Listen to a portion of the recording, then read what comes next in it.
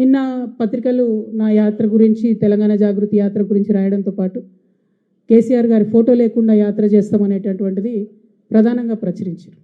Yes, KCR గారి photo లేకుండానే యాత్ర చేస్తాం. వారిని అగౌరవపరచడం లేదు. వారు ఉద్యమ నాయకుడు.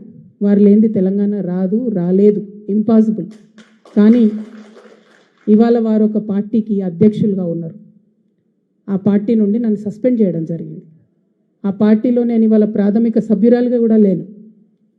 నేను తెలంగాణ ప్రజల దగ్గరికి పోయి మళ్ళీ వాళ్ళ సమస్యలు ఏంటి తెలుసుకొని తెలంగాణ జాగృతి అనే సంస్థను పటిష్టం చేసేటటువంటి ఈ ప్రయత్నంలో కేసీఆర్ గారి ఫోటో పెట్టుకోవడం అంటే నైతికంగా నాకు కరెక్ట్ కాదు. అది చెట్టు పేరు చెప్పుకొని పండ్లు అమ్ముకోవాలనే ఆలోచన నాకు లేదు.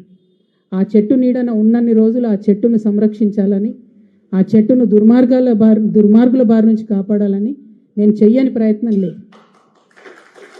ఇవాళ ఆ చెట్టు నీడ నాది కాదు అని చెప్పినప్పుడు ఇంకా ఆ చెట్టు పేరే చెప్పుకొని బతకాలనే ఉద్దేశం నాకు లేదు. నేను నా తువ్వ వెతుక్కుంటున్నా. తెలంగాణ బిడ్డల కోసం, తెలంగాణ ప్రజలతో, తెలంగాణ మేధావులతో సమాలోచన చేయడానికి, వారితో మమేకం అవ్వడానికి నేను ఒక తువ్వను ఎత్తుకుంటున్నా. వారి ఫోటో పెట్టుకొని పోతే నైతికంగా నా విలువ ఉండదు. నైతికంగా అది నాకు కరెక్ట్ కాదు. నైతికంగా కరెక్ట్ కాని పని నేను చేయను. తెలంగాణ జాగృతి సంస్థ పెట్టినప్పటి నుంచి నేను బీఆర్ఎస్ పార్టీలో చేరే వరకు ఎన్నడూ కూడా కేసీఆర్ గారి ఫోటో పెట్టలేదు. ఆ రోజు ఆయన ఉద్యమ నాయకుడైనా అనేక కార్యక్రమాల్లో మేము పాల్గొన్నా. అప్పుడైనా ఇప్పుడైనా జయశంకర్ సార్ ఫోటోనే పెట్టినాం. నేను బీఆర్ఎస్ పార్టీలో ఎంపీగా గెలిచిన తర్వాత ఖచ్చితంగా సార్ ఫోటో పెట్టినాం, నేను కాదనట్లేదు. సో ఇదేదో సార్ కోసం అగౌరవం అన్నది కాదు. ఇది నా మారల్ కంపాస్ కరెక్ట్ కాదని చెప్తున్నది, నైతికంగా ఇది కరెక్ట్ కాదని చెప్తున్నది.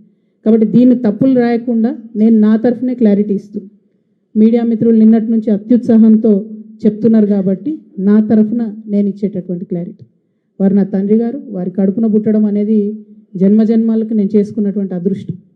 కానీ దారులు వేరైతున్నప్పుడు ఇంకా కూడా నేను వారి పేరు చెప్పుకొని ఉండడం అన్నది నైతికంగా కరెక్ట్ కాదు. అందుకోసమే వారి ఫోటో లేకుండా ముందుకెళ్తున్నామనే విషయాన్ని ఈ సందర్భంగా తెలియజేస్తూ ఉన్నాను.